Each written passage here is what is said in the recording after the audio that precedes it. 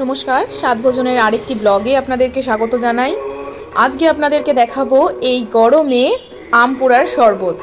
আম পোড়ার শরবত আমি প্রথমবার বানাচ্ছি, আমার কোনো আইডিয়া ছিল না। মায়ের কাছে দুটো কাঁচা আম পড়েছিল, আমি নিয়ে এসে সেগুলোকে পুড়িয়ে, আম ভালোভাবে পুড়ে গেলে খোসাটা সহজেই ছেড়ে যায়। আমি খোসাগুলো ছাড়িয়ে ভালোভাবে পাল্পগুলো চটকে বের করে নিয়ে চিনির পরিমাণটা একটু বেশিই দিয়েছিলাম, কারণ আমটা অত্যাধিক টক ছিল। আম পোড়ার শরবত একটু টকই খায়, সৌরভ টকটা একদমই পছন্দ করে না বলবো না, একটু কমই প্রেফার করে, তাই চিনির পরিমাণটা বেশিই দিয়েছি আমি একটু। আর তার মধ্যে আমি একটু জলজিরা ব্যবহার করেছি। এখানে আপনি চাইলে ভাজা জিরেও গুঁড়ো করে ব্যবহার করতে পারেন। তারপর একটা গ্লাসের মধ্যে আমি 4 চামচ নিয়ে ঠান্ডা জল দিয়ে ভালোভাবে গুলিয়ে নিয়েছিলাম।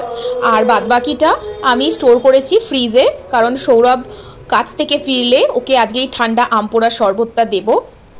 বাইরে ব্লাড ডোনেশন ক্যাম্পে রবীন্দ্রসঙ্গীত চলছে আর আমি আম পোড়া শরবতের মজা নিচ্ছি।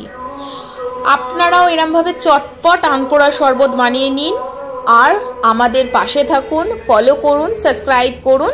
দেখা হবে পরের ভিডিওতে।